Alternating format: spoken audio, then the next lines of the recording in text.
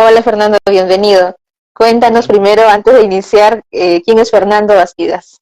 Soy un apasionado por la vida, un buscador de conocimiento, porque de alguna manera es el conocimiento el que ayuda a resolver la mayoría de los problemas. Es decir, si nos damos cuenta, la evolución humana es gracias al conocimiento, al darnos cuenta de los recursos que tenemos a la mano y poder utilizarlos. Por eso es que soy tan apasionado por el conocimiento y el día de hoy que vamos a tratar ese tema tan bonito sobre la programación neurolingüística en la educación. Entonces, soy de Colombia, del sur, del departamento de Nariño, y aquí vamos a tener una buena conversación.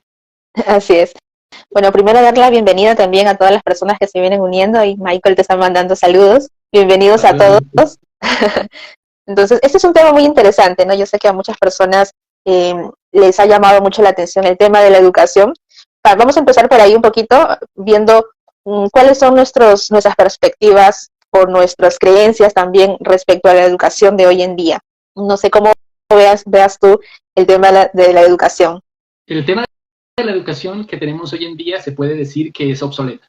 Es decir, ya no estamos, se está educando con las mismas herramientas que se educaban hace 100 años. Se siguen utilizando pizarras con tiza o con marcador cuando más, olvidándose que la inteligencia emocional está invadiendo el mundo. Imagínate pobres muchachos, jóvenes, incluso universitarios, que salgan de ahí, incluso después de tener una carrera, y se encuentren con un mundo donde está la tecnología invadida y a veces incluso las instituciones educativas le dicen que no utilice la tecnología cuando vivimos en un mundo tecnológico. ¿Sí? Entonces, la educación tiene muchísimas deficiencias para el momento en que estamos viviendo. ¿Sí? Se está educando para tiempos antiguos, ¿sí? Entonces, no para tiempos actuales. Entonces, sí requiere hacer un cambio, una reingeniería, reinventarse y urgente, urgente. No da para más porque tristemente la educación va muy lento en los cambios que hay que ir haciendo.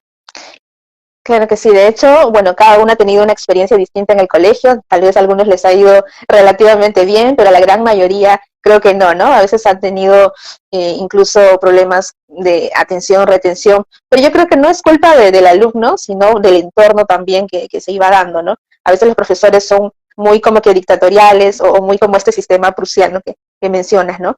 Entonces el alumno no tenía la confianza de repente de participar o de tener ese interés o curiosidad por investigar, ¿no? Cosa que hoy en día, por ejemplo, los que somos emprendedores, sí nos llama mucho la atención la autoeducación, ¿no? De leer por nuestra propia cuenta, de investigar. Pero eso se debería dar ya desde pequeños, ¿no? Normalmente un profesor cuando va al colegio dicta los temas ya preestablecidos. Entonces es como que ya te dan todo masticado y no te permite analizar más, entonces no despierta tampoco esa curiosidad. Básicamente es un tema de memorización, ¿no? ¿En qué año nació tal? ¿Qué pasó en esta fecha, en este lugar? Entonces no había mucho ese tema de la creatividad o de querer investigar más. Entonces hoy en día creo que debemos tomar esa conciencia de la importancia de la educación, no como llenarme de conocimientos, sino cómo lo puedo utilizar, ¿no? Hoy en día estamos más conscientes de repente los que estamos en estos temas de emprendimiento o empresarios, no lo sé, donde sí queremos investigar más para poder avanzar y crecer también como personas. Entonces, ¿cómo fue tu proceso, digamos, en el colegio? ¿Fue fácil, difícil? No estudié, Oh, en realidad no estudié, siempre he sido autodidacta como tal. Y por eso me doy cuenta, mira, yo trabajo con universidades, dictando charlas a los profesores o universitarios. Y a veces ellos me dan la razón porque si te das cuenta, una de las etapas desagradables que tienen las personas es el colegio. Es decir, no es una buena experiencia en el colegio. Si se tiene una buena experiencia en el colegio, no es precisamente por el tema de la educación, sino por la diversión que se logra tener con los compañeros de trabajo. Y no es la diversión relacionada al estudio, es relacionada a otras cosas. ¿Sí? Entonces, ahí es donde yo voy. Y algo que acabas de decir bien bonito, que dice, se enseña hoy en día algo que ya está preestablecido. Uno debería aprender de Sócrates que utilizando la mayéutica a través de la pregunta, él no les enseñaba nada. Él decía que la mejor manera de enseñar a las personas era despertar la curiosidad para que el estudiante se dé cuenta qué es lo que necesita saber para implementar en aquello que va a hacer o que está haciendo. ¿Sí? No lo que hace el otro, no lo que sabe el otro, sino qué necesita saber para hacer lo que está haciendo en su momento. Porque hoy en día debemos aprender a tener alianzas con aquellos que tienen el conocimiento que yo no lo tengo y poner mi conocimiento al servicio de aquel que no lo tiene. Una de las cosas de Henry Ford, ¿no? Él decía, yo no sé tal respuesta, pero sí sé quién la tiene. Entonces, las empresas necesitan eso, necesitan una variedad, un equipo de personas, cada uno con conocimiento, pero también con competencias que generen un buen engranaje a la hora de hacer un equipo para conseguir un resultado. Ejemplo, en el fútbol, no todos pueden jugar en la misma posición. Aunque todos pueden ser buenos en su posición, pero no todos pueden jugar en todas. No se pueden rotar, no rotan. Messi siempre ha sido delantero, no lo han puesto en ningún momento de arquero. Él es el que mete los goles, ni tampoco de defensa. Entonces, cada uno ocupa. Entonces, he ahí la importancia de saber cuáles son mis competencias, qué conocimiento necesito yo para que esa competencia sea mejor y así tener mejores resultados. Porque las competencias necesitan de conocimiento. Hoy en día se nos facilita, ¿no? Buscar el conocimiento.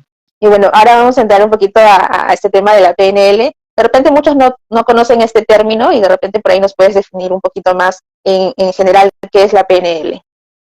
Bueno, la programación neurolingüística, como se le conoce, nace aproximadamente en 1970 con dos personajes llamados John Grinder y Richard Bandler, que se dan cuenta cómo el lenguaje, cómo las palabras afectan el sistema nervioso, las creencias, los paradigmas, todo eso. Nosotros somos programados a través del lenguaje. Es el lenguaje el que crea la realidad, ¿sí? Porque el lenguaje no solo la describe, sino que también la crea. Y aplicando la programación neurolingüística en la educación, es lo que tú acababas de decir. De alguna manera nosotros aprendemos del lenguaje y la comunicación que tiene el maestro. Si te das cuenta, si un maestro no tiene buena manera de comunicarse, la retención del estudiante va a ser menor. Si hay un profesor que es elocuente y sabe utilizar las palabras de una manera adecuada, divertida, para que el alumno retenga más lo que acaba de escuchar. ¿Sí? Entonces es bien importante. Mira esto. Nosotros si vamos a un concierto nos grabamos cómo es el lenguaje. O si canta muy bien y tiene un lenguaje súper extraordinario, o recordamos si el lenguaje es horrible. Si le salen muchos gallos y todo, también va a quedar grabado acá. Porque el lenguaje crea emociones. El lenguaje crea emociones. Y nosotros muchas veces ni siquiera recordamos lo que nos dicen, ¿no? Sino lo que nos hacen sentir. Claro. Por eso siempre nosotros nos va bien en una materia cuando hay una buena relación incluso también con el maestro. Y las buenas relaciones tienen que ver con la comunicación. Entonces, la programación neurolingüística es la manera en que hemos sido programados a través del lenguaje. Eso es un término fácil de decir acerca de lo que es la PNL. Claro, de hecho uno puede recordar un poco cuando estaba en la época del colegio o universidad, ¿no? Hay algunos profesores que tal vez cuentan, no sé, historia o literatura de una manera tal que te llama mucho la atención y quieres ir a investigar, a leer más. Entonces, esa es una buena interacción porque el profesor de repente interactuó bonito, lo dijo con cierto tono, ¿no? Todas esas formas de comunicación no verbal pues llaman mucho la atención. En cambio, el típico profesor que solamente dicta y repite y habla, el alumno se siente pues que está como que fuera de ahí, ¿no? Se aburre rápidamente. Entonces, si no hay esa buena conexión, no vamos a poder entender bien la clase, vamos a sentirnos incómodos, y al final es como que perder el tiempo, ¿no? Estar sentados horas y horas escuchando nada más. Entonces, la importancia también de los profesores de ver otras formas de llamar la atención de sus alumnos, ¿no? De verdad, demostrar como que esa pasión que tienen por esos temas que dictan, ¿no? Eso también es muy importante. No sé qué opinas al respecto. No, sí, total. Es que es la manera en que nosotros nos sentimos. Mira, se dice mucho también que los niños aprenden más que los adultos, ¿no? Y hoy en día se ha descubierto que tenemos el cerebro, la plasticidad cerebral. Es decir, nosotros en realidad no perdemos la capacidad de aprendizaje. No utilizamos los mismos recursos para aprender. Ejemplo, se dice que nosotros recibimos información, ingresa acá a nuestra cabeza a través de los 5 sentidos, ¿sí? Y en los niños sí se utilizan los 5 sentidos para transmitir información. Si tú vas a un jardín, en el jardín se aprende cantando, que sería el oído, ¿sí? Cantando, escuchando, tú le pones musiquita de escuchando. Entonces, nosotros nos hemos sido programados a través de lo que escuchamos. Y a los niños se aprenden rápido cuando escuchan una canción en la televisión, cuando en el jardín a través de canto les enseñan las matemáticas, las letras. Es una manera de leer. También con los dibujos, si te das cuenta, con los niños se utiliza mucho las cosas didácticas, ¿no? Que los jugueticos, que las letras de colores, que ese tipo de recursos que permite que sean visualmente agradables. De esta manera ingresa mucho más fácil a nuestro cerebro, ¿sí? El juego, con un niño necesitas jugar, moverte, que sería utilizar el tacto, ¿no? Estamos utilizando el tacto, la kinestésica se le conoce como en la programación neurolingüística. Los kinestésicos les va a gustar tocar, sentir, entonces están utilizando los sentidos a la hora de aprender. Pero cuando ya se empieza a avanzar en la edad, se van reduciendo esos elementos porque cree que ya no es un niño. Y resulta que, sin importar la edad, uno debería utilizar esos recursos para generar más recordación. Si te das cuenta, los grandes conferencistas, uno de ellos, Tony Robbins, en sus eventos es extraordinario porque utiliza todo. La música, el baile, el toque de las personas, la actividad, la reflexión, los silencios, las pausas, todas esas, él utiliza todos los recursos de los 5 sentidos con el fin de que las personas logren tener mejor recordación de sus eventos y de sus conferencias. Las iglesias también utilizan eso, ¿sí? Tienen un paso a paso para generar ese tipo de actividad. Las diapositivas se hacen precisamente para que sea esa interacción visual, para que relacione. Entonces, ese tipo de recursos no se debería dejar de utilizar ni en el colegio ni en la universidad. Por el contrario, debería incluso utilizar las letricas, los ejemplos, para poder aprender. Por eso, muchas veces los colegios técnicos suelen ser más efectivos que aquellos colegios que solo reciben teoría. Porque uno debe relacionar el conocimiento con la práctica para que de esta manera aprendan.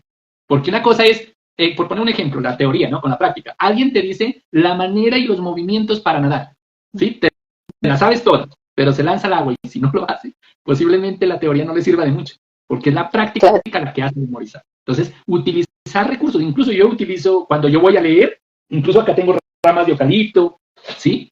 Busco maneras de generar el olfato, siempre tomo apuntes, hago mapas mentales de lo que acabo de leer, utilizo todos los recursos visuales y a veces simplemente cojo una hoja de algún libro que leí y es como que si ya despertara todo lo que había leído, ¿sí? Entonces hay que seguir utilizando esos recursos para que el aprendizaje sea mayor. Claro que sí. De hecho, también algunas personas mantienen las creencias de que el estudio es aburrido, complicado, ¿no? O sea, se quedan con esa historia del pasado, de esa mala experiencia, cuando de repente podríamos cambiar esa situación y ver que simplemente eran creencias, ¿no? De repente nos dijeron, tú no eres buena para esto, para lo otro, porque crecimos con ciertas dificultades para aprender, supuestamente, ¿no? Pero en realidad todos somos personas inteligentes, creativos, y tenemos también habilidades únicas, especiales, como lo mencionabas hace rato, y lo podemos seguir desarrollando. Simplemente es cambiar ese chip, ese enfoque, o de repente tomar decisiones, ¿no? La decisión de querer mejorar, de querer aprender por mi propia cuenta. Bueno, tal vez no me fue bien en el colegio, o tal vez no aprendí esto, pero nunca es tarde, siempre podemos seguir aprendiendo, ¿no? Podemos modificar, cambiar esas creencias también que hoy en día tenemos. Entonces, no hay que quedarnos con la información de antes, sino hay que tratar de ver qué más puedo hacer. Y una de las grandes herramientas para seguir mejorando, creciendo, son los libros. Considero que es muy importante porque ahí encuentras información valiosa, pero también la idea no es quedarte con la información, sino utilizarla, transformarla. Ese es el objetivo principal, ¿no? Ahora, ¿qué pasa si de repente no tengo este hábito de la lectura, ¿no? Ver también qué otras maneras puedo conectarme, ¿no? Una de las formas, decías por ahí, utilizando todos los sentidos. Mientras más interactúes, subrayes, anotes, manejes algo a la mano, o esta hoja de eucalipto, darle un olor o un perfume, algo, va a generar también cierta conexión y vas a poder entrar aún más, con más interés en la lectura, en el aprendizaje en general, ¿no? No sé qué opinas al respecto. Sí, no, total, mira, hoy en día, pues los libros son uno de tantos recursos que existe para aprender, uno de tantos. Una de las cosas de las cuales yo he aprendido muchísimo es rodearme con personas que saben mucho más que yo y tener conversaciones con esas personas. Las buenas conversaciones también generan el aprendizaje. La filosofía nace de conversar sobre un tema puntual y buscar una solución a ello. La gente no leía con Sócrates, conversaba, ¿sí? Y conversaban de algo y ahí surgía un conocimiento, un darse cuenta, una manera de saber. YouTube, si a alguien no le gusta leer, YouTube es una universidad. Ahí encuentra de todo. Si quiere aprender a cocinar, si quiere aprender a manejar los perritos, lo que quiera aprender está ahí. Y si le pone el interés, se va a dar a la tarea de buscar el conocimiento que necesita. El detalle es que lo que tú decías, ¿no? A veces se nos dice que la lectura es pesada porque nos mandaban a leer libros aburridos en el colegio. Entonces, desde ahí mucha gente se queda con esa idea. Pero si empieza a leer libros que le cautiven, que le atraigan, pues de esa manera se va a volver agradable leer. Yo tengo muchos de los libros que me he trasnochado leyéndolos porque no puedo soltarlos. Digo, ¿qué viene más de esto? Es genial. Y así leo. Si yo hay un día que no lea, me siento súper incómodo. A veces por la noche, si no he leído durante el día, leo aunque sea unos 5 o 10 minuticos por lo menos para dormir tranquilo. Porque si paso un día sin haber leído, me siento incómodo. Y algo que mientras tú decías sobre las creencias que tenemos a veces que decimos, no somos buenos para algo.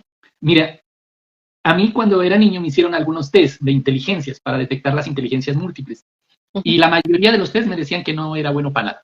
Que tenía un coeficiente intelectual nulo, negado, ¿sí?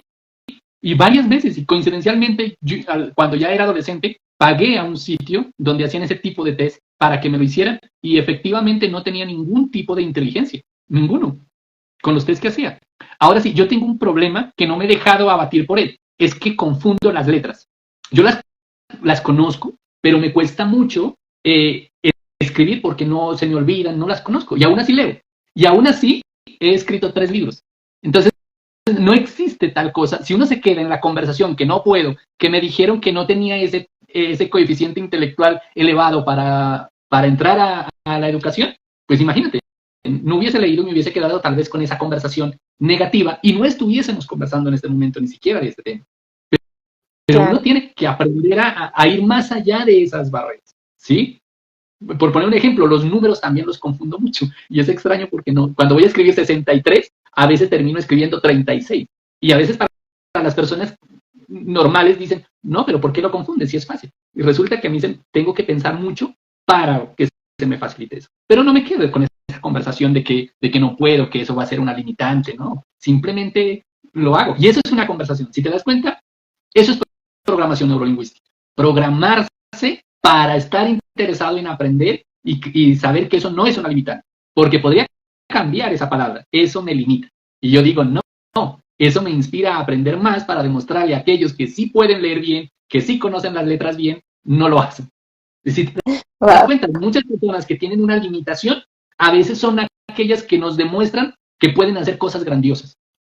Así es. ¿Sí? Entonces, todo radica en la conversación que esté acá en la cabeza. Eso es programación neurolingüística. Los estudiantes están programados muchas veces para estudie, tenga un título para que tenga un buen trabajo. Esa es la conversación que tienen. Y si te das cuenta, en los colegios donde van hijos de empresarios, la conversación es diferente. Emprendimiento, cómo generar empresas, contabilidad, otro tipo de lenguaje.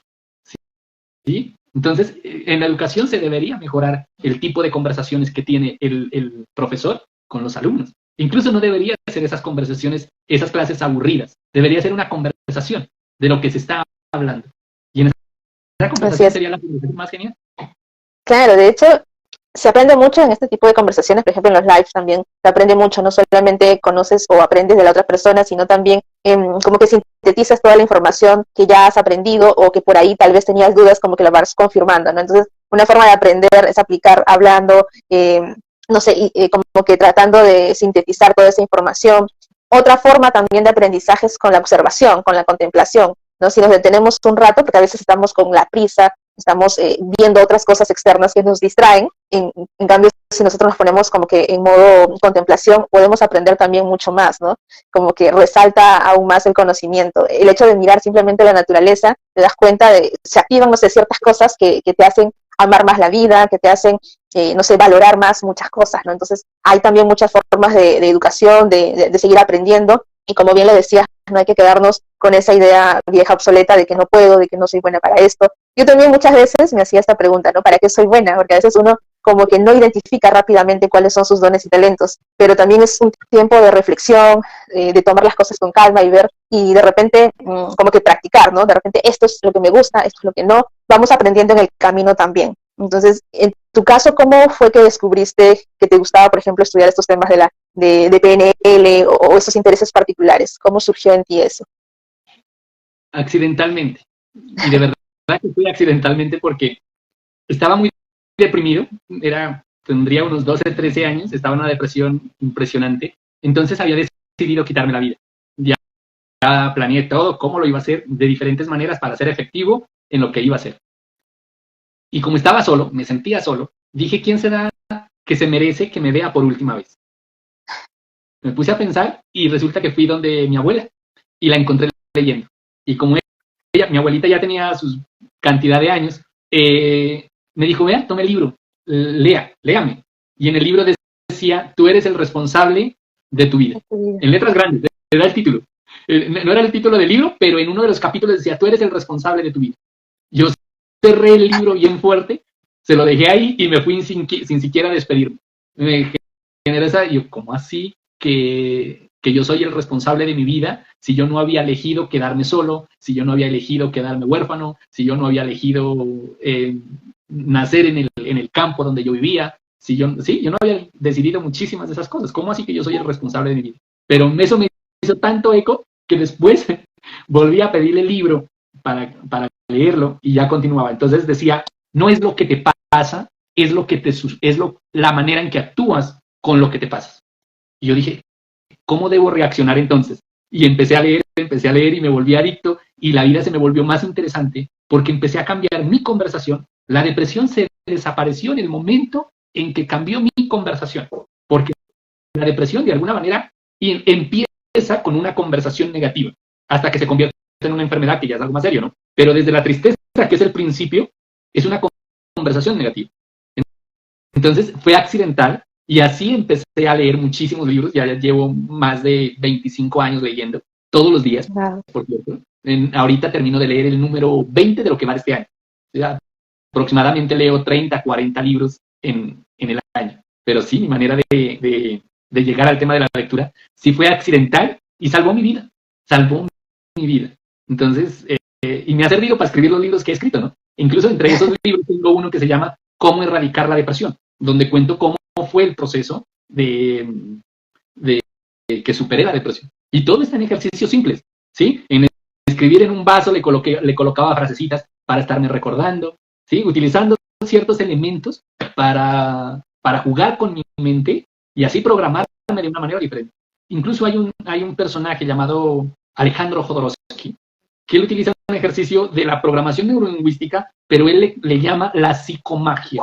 Es aprender a hacer ejercicios para ocasionar magia con nuestro cerebro y realmente se transforma la vida. Y yo soy testigo de eso porque yo tengo cantidad de ejercicios que se los puede aplicar en diferentes situaciones. Porque eso es lo bonito de la programación neurolingüística, que se lo puede aplicar a la educación, a la relación, al bienestar emocional, al trabajo. Porque si te das cuenta, todo tiene implícito el lenguaje, las palabras. Si no está en nuestro lenguaje, no existe. Aquello que no está en nuestro lenguaje no existe. Por poner un ejemplo, hace 20 años existía la palabra Facebook, o WhatsApp, o Instagram. Al no existir la palabra, tampoco existían las cosas. Empezaron a existir para cada uno desde el momento en que aparece en nuestro lenguaje. Entonces, era ahí la importancia también de utilizar el lenguaje y ese tipo de ejercicios para generar ciertos efectos positivos en nuestra vida. Y eso es lo que le hace falta al sistema educativo. Decirle a los estudiantes que son capaces de gestionar su propio cerebro, su propia mente. Otra de las cosas que hacen mal el sistema educativo es encasillar a todos los estudiantes en un mismo aprendizaje. Y hay algo que también es bien importante, que se le conoce como las inteligencias múltiples. Cada uno tiene una inteligencia. Alguien tiene una inteligencia matemática. A este se le facilita las matemáticas. Otro tiene la inteligencia musical. A este le pasan un instrumento y con facilidad aprende. Otro tiene la inteligencia lingüística, la capacidad de comunicarse. Pero resulta que en el colegio quiere que todos tengan las mismas notas sin importar qué tipo de inteligencia tienen. Eso es como pretender hacer una carrera entre un conejo, un pescado y un elefante. Así es. Sí, entonces no se puede pensar hacer un tipo de competencia cuando cada uno tiene diferente inteligencia. Entonces, yo cuando en mis conversaciones, yo le hablo a la gente sí tengo conversaciones. En una conversación vamos a encontrar una solución a aquello que te queja. ¿Sí? Sea en la parte emocional, sea en parte de las relaciones, sea en la parte del trabajo, pero en una conversación. Porque en realidad yo simplemente le muestro el cómo puede descubrir aquello que le hace falta saber para obtener el resultado que quiere. Porque no obtenemos el resultado que nosotros queremos es porque no sabemos, nos falta saber algo. O nos falta saber quién tiene eso que nosotros no sabemos. Así es.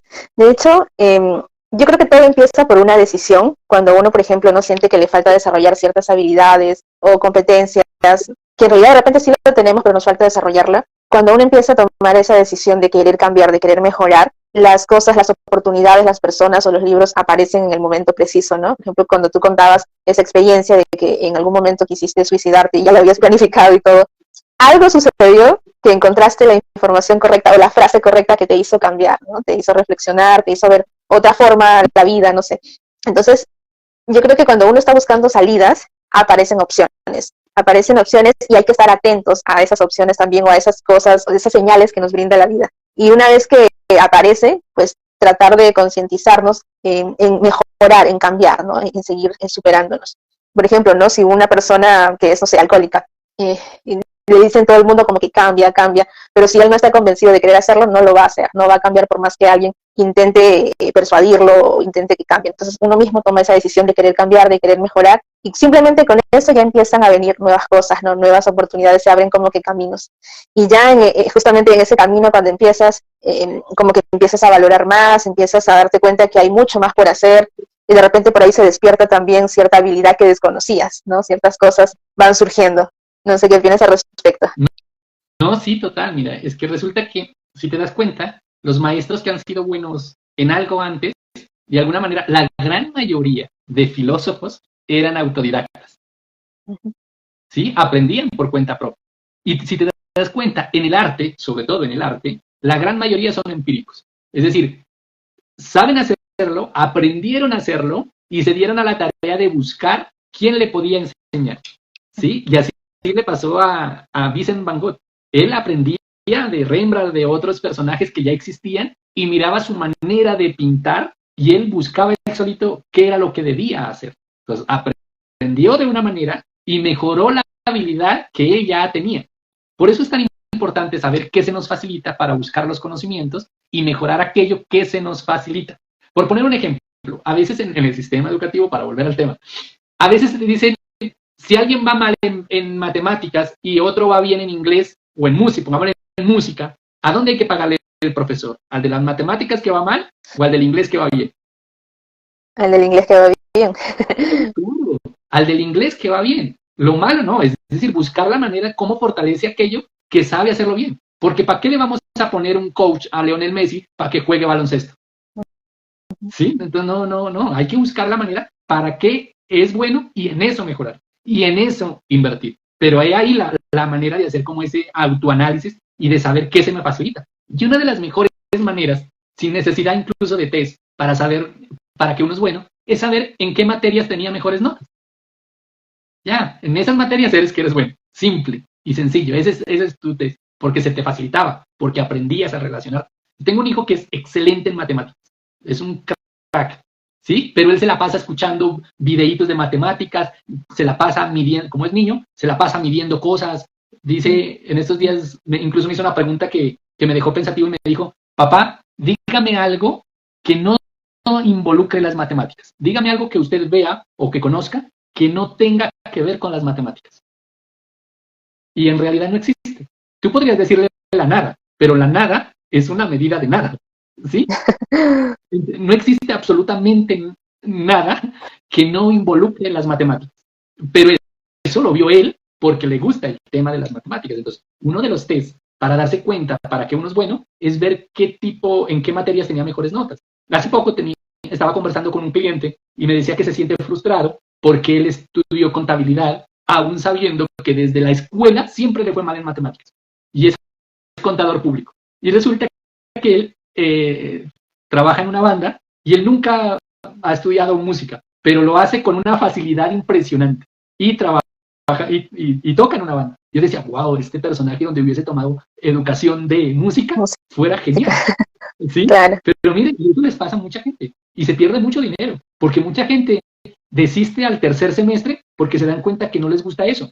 Otra de las cosas, ¿no? Que a veces la gran mayoría elige una carrera no porque les gusta, sino por lo rentable que pueda ser, aparentemente, ¿no? porque resulta que se requiere ser uno hábil para hacer cualquier cosa, y hay algo que sí debería enseñarse de una manera general, y es una competencia, son las ventas.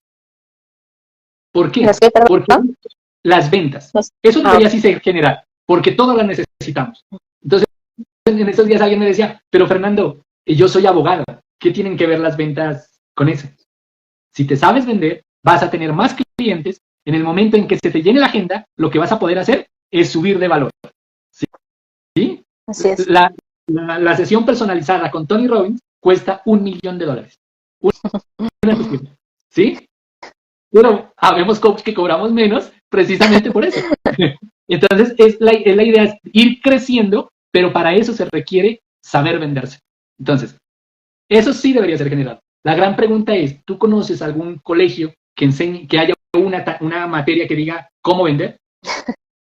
No, de hecho todo está preestablecido como mencionábamos antes.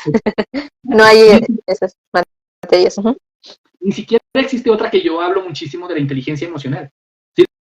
Lo que realmente es importante hoy en día no se enseña en las colegios.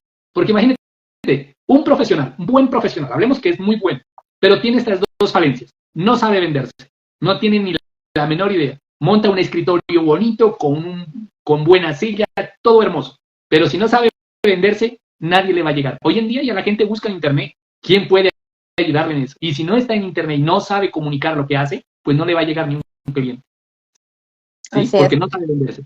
Otra de las cosas es la inteligencia emocional. Si algo tenemos que enfrentarnos en la vida y en general todos, esas situaciones que nos pongan de una manera incómoda, que nos despierte tristeza, miedo, angustia, ansiedad. Y si un buen profesional no sabe gestionar las emociones, grave. Mira, por lo que yo hago en mis conversaciones, la gran mayoría son profesionales. Y hay gente que han acabado con negocios grandes de mucho dinero solo porque no supieron gestionar sus emociones. Y en las universidades no hay una materia que diga inteligencia emocional.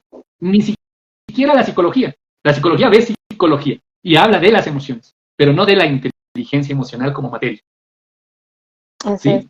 De hecho, claro, hay muchos temas que nos gustaría estudiar desde el colegio, ¿no? Porque nos van a formar, ¿no? Ya de grandes a saber qué hacer, qué decisiones tomar de repente. Por ejemplo, ¿no? También el hecho de estudiar oratoria, habilidades blandas en general nos van a ayudar mucho, que hoy en día podemos ver a profesionales, como bien lo mencionas, con todo el conocimiento, pero no con esas habilidades de saber venderse, de saber gestionar sus emociones, entre otros, ¿no? Entonces, también yo considero que en el tema de la educación, no solamente es del profesor, del colegio, sino también de los padres, ¿no? Los padres deben involucrarse aún más con los hijos. Es bonita esta conversación que mencionas cuando tu hijo te pregunta, no hay interés, y tú tratas de interactuar con él, no sé, brindarle herramientas, cosas distintas, donde despierta su curiosidad y su interés. Yo imagino que tu hijito por cuenta propia le gusta investigar, le gusta todos esos temas de matemática, pero por su propia cuenta, ¿no? Sin obligación. A ese punto deberíamos lograr o llegar. En cambio, esos padres que de repente exigen a sus hijos, estudia, porque tienes que ser profesional y todo eso, en realidad no le estamos como que incentivando, por el contrario, ¿no? Estamos como que alejándolos de lo que quieren hacer. Entonces también, en ese sentido, hay que como que estar más atentos a los hijos, darnos cuenta también qué es lo que a ellos les gusta, ¿no? Y guiarlos, orientarlos por ese camino. Porque considero que también somos guías, ¿no? No solamente estamos para criarlos, alimentarlos, sino para guiarlos con nuestras experiencias y también seguir autoeducándonos nosotros para hablarles con el ejemplo también. Eso es muy importante.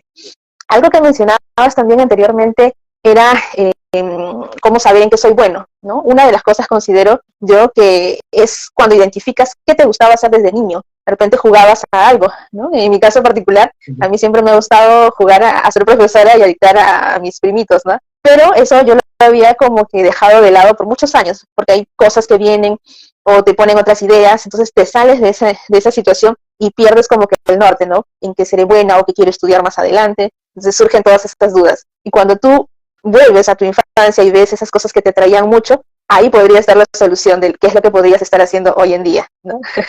No sé qué opinas al respecto. No, total, mira, y coincido en algo contigo, ¿no?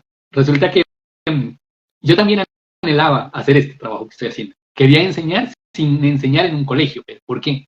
Porque yo tenía un profesor que era muy malo. Me daba con una regla en la mano y me hacía pasar corrientazos de lo duro que me daba.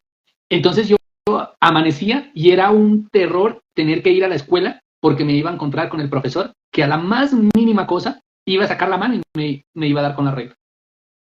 Entonces yo decía, cuando yo enseñe, voy a enseñar de una manera diferente, más amorosa, que no me tengan miedo, sino que quieran conversar conmigo, ¿sí?